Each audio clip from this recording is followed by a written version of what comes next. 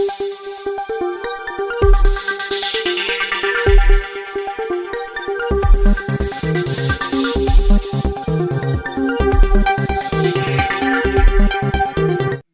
पर मैं आज यहां आया हूं।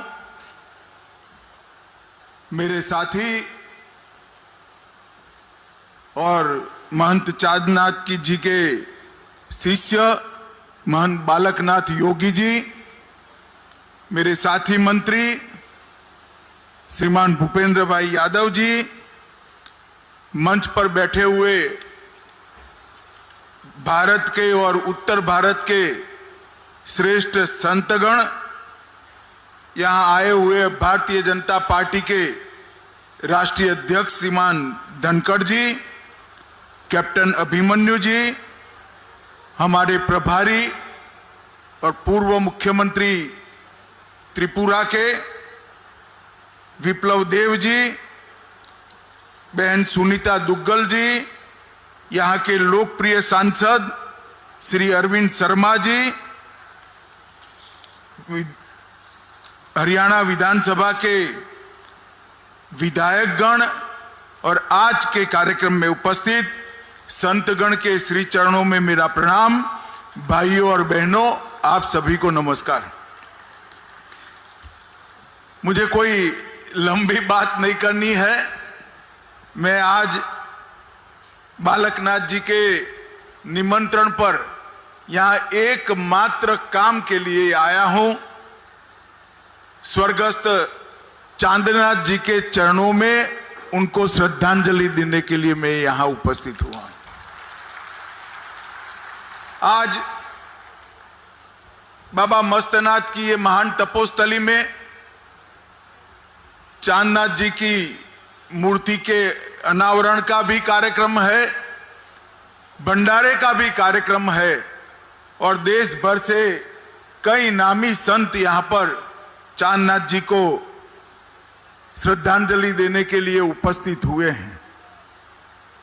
मित्रों, मैं इतना ही बताना चाहता हूं, मेरा चांदनाथ जी से संपर्क तो उनके जीवन काल के बहुत अंत समय में आया। वो सांसद थे और मैं पार्टी का अध्यक्ष था।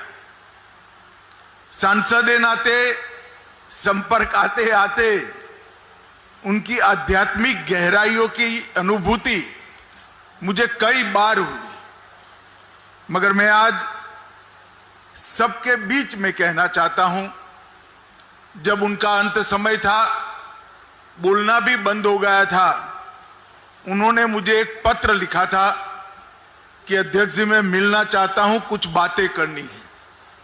कोई कार्यक्रम नहीं था, बालकनाथ जी भी थे उस वक्त, कोई कार्यक्रम नहीं था, मैं उनको मिलने के लिए ही आया था। उन्होंने एक स्लेट पेन लेकर कुछ चंद बातें लिखी थी और मैं आज सबके सामने कह रहा हूं, इसमें से काफी बातें पूरी भी हो चुकी है, जिससे देश को बड़ा यश मिला। उन्होंने बड़ी दृढ़ता के साथ कहा था कि असंभव दिखते हुए सभी कार्य, इसके पीछे यत्न नहीं छोड़ना चाहिए। बहुत कम समय में ये कार्य पूर्ण होंगे और भारतीय जनता पार्टी के नेता नरेंद्र मोदी जी के हाथों में ही ये यश लिखा है। और मुझे ठीक याद है और मैं आज सबके सामने स्वीकार भी करना चाहता हूं कि मुझे कोई बड़ी श्रद्धा नहीं थी। मुझे लगा कि चांदनाथ जी का जीवन समाप्त होने को आया है, बड़ी पीड़ा से गुजर रहे हैं और शुभ भाव से आशीर्वाद दे रहे हैं, परंतु जैसे ही समय जाता गया, एक के बाद एक घटनाएं होती गई और साथ अर्थ में असंभव लगती हुई सारी बातों को मैंने अपने आंखों से होते हुए देखा है। ये इनके संकल्प का, इनके पुण्य का एक बल उन्होंने जो ये शुभ कामों के पीछे लगाया था, शायद इसका ही ईश्वर ने परिणाम दिया होगा। मित्रों, भारत अनेक संप्रदायों की भूमि, हजारों सालों से, अनगिनत सालों से यहाँ अनेक ऋषियों ने, मुनियों ने यहाँ तपस्या करते करते सृष्टि के अनेक रहस्यों को उजागर भी किया है और उसको आगे बढ़ाने का काम भी किया है। उसमें से एक संप्रदाय नाथ संप्रदाय है। नाथ संप्रदाय का स्थान हमारे हिंदू संप्रदायों में एक अद्वितीय स्थान रहा है और कहते हैं कि नाथ संप्रदाय की शुरुआत आदिनाथ स्वयं शिव ने की है। मैं बहुत बाल्यकाल में अजंता इलोरा की गुफाओं में गया था और वहां शिव जी की जितनी भी प्रतिमाएं हैं वो सारी प्रतिमाओं के कान में कुंडल मैंने देखा है। और नाथ संप्रदाय भी आज भी आदि गुरु की स्मृति में कान में कुंडल लगाकर वो परंपरा का वहन करता है।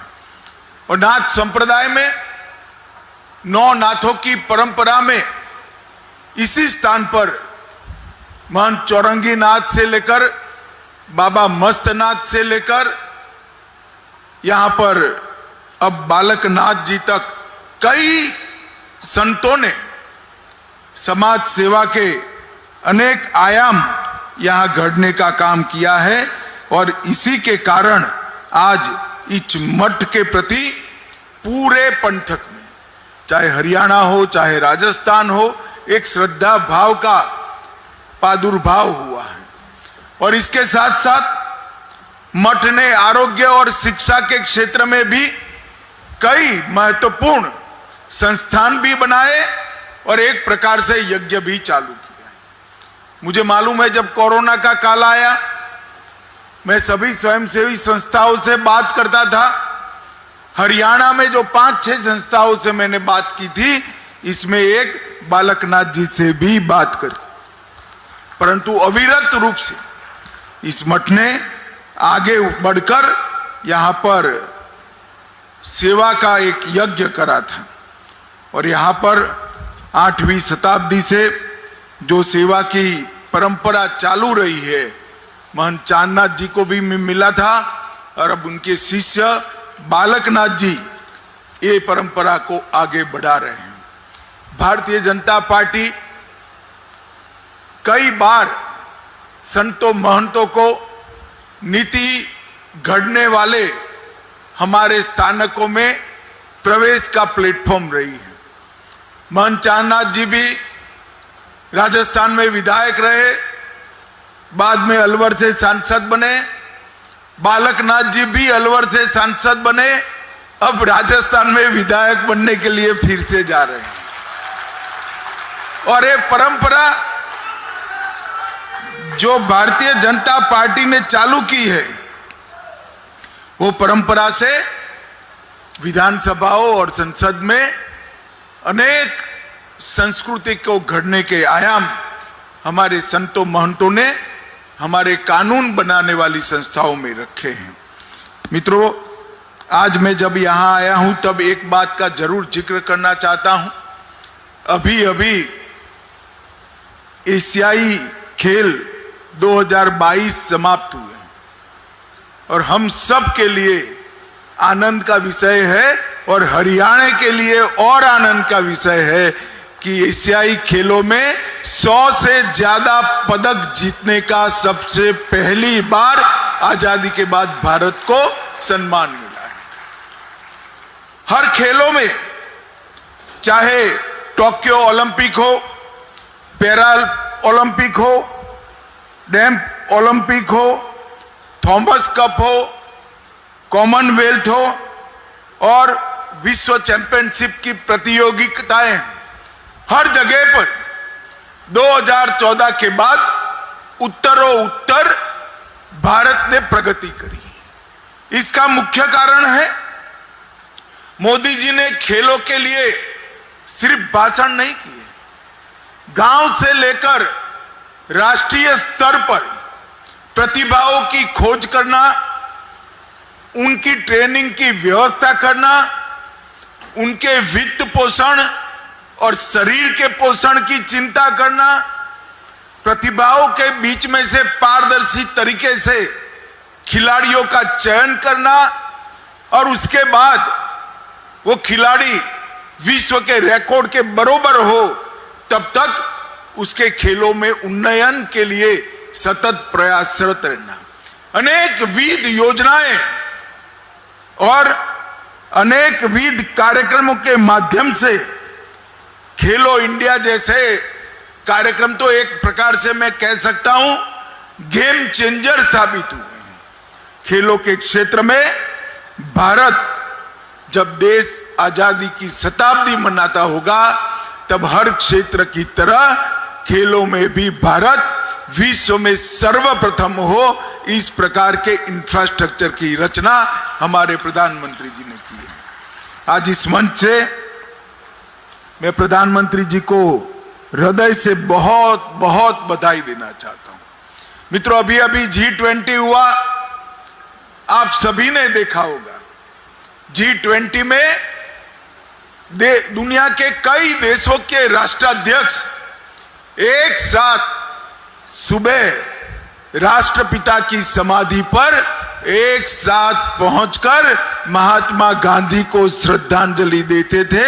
वो दृश्य समग्र भारत के लिए गौरव का दृश्य है।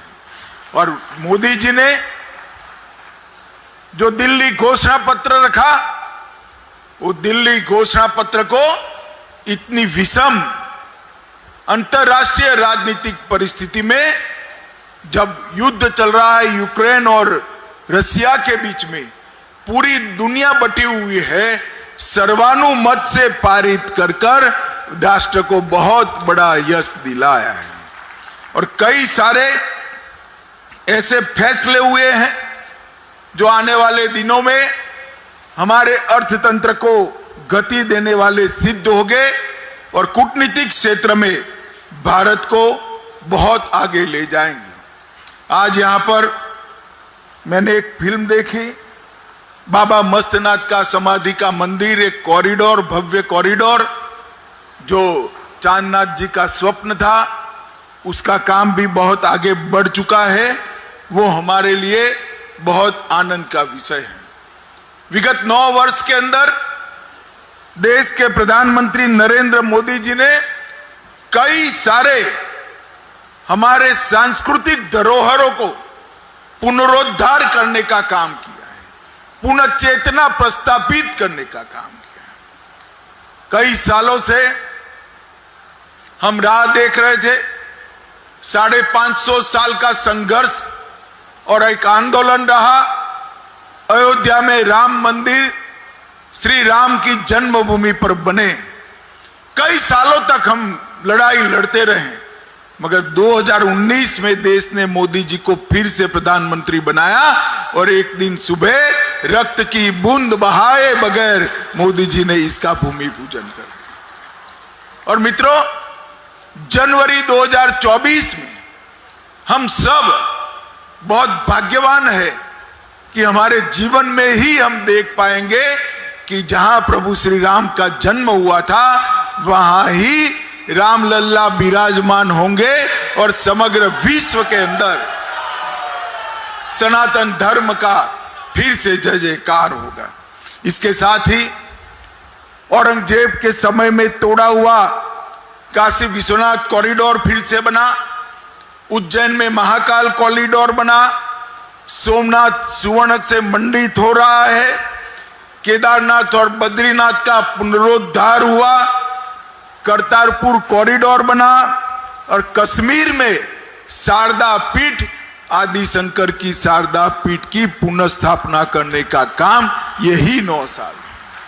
ये 9 साल एक प्रकार से हमारे सांस्कृतिक पुनर्जागरण के 9 साल है। योग के माध्यम से मोदी जी ने समग्र विश्व के अंदर योग और आयुर्वेद को, भारत की ये पुरातन हमारे ऋषि मुनियों की धरोहर को लोकप्रिय बनाकर आगे बढ़ाने का काम किया है। और इसके साथ ही काशी तमिल संगमम, काशी तेलुगु संगमम और काशी सौराष्ट्र संगमम के माध्यम से दक्षिण और उत्तर को जोड़ने का काम भी मोदी जी ने कहा है। और पार्लियामेंट का जब नया बिल्डिंग बना तब पूरे विधि विधान के साथ चोल साम्राज्य के प्रतीक धर्मदंड सेंगोल को हमारी पार्लियामेंट के अंदर प्रस्तापित करने का काम नरेंद्र मोदी जी ने किया। और इससे समग्र देश के सांस्कृतिक और आध्यात्मिक आंदोलन को एक बहुत बड़ी गति और चेतना मिली है। आज यहां पर महंत चांदनाथ जी की मूर्ति का अनावरण हुआ है, भंडारा भी हुआ है। महंत चांदनाथ जी के मेरा संपर्क उनके जीवन के अंत काल में ही आया, परंतु कई बार उन्होंने मुझे कई प्रकार की आध्यात्मिक अनुभूतियां कराई है। मैं महंत चांदनाथ जी को आज बड़े मन के साथ भावपूर्वक श्रद्धांजलि देता हूं और आशा करता हूं कि बाबा मस्तनाथ की तपोस्थली ये भूमि से अभी भी सैकड़ों सालों तक सेवा की और धर्म की सरवाणी यहां से बहती रहे और लोगों के जीवन का कल्याण हो। यही ईश्वर प्रार्थना के साथ मेरी बात समाप्त करता हूं। वंदे मातरम। भारत माता की जय। भारत माता की, भारत माता की वंदे। सादर वंदन, अभिनंदन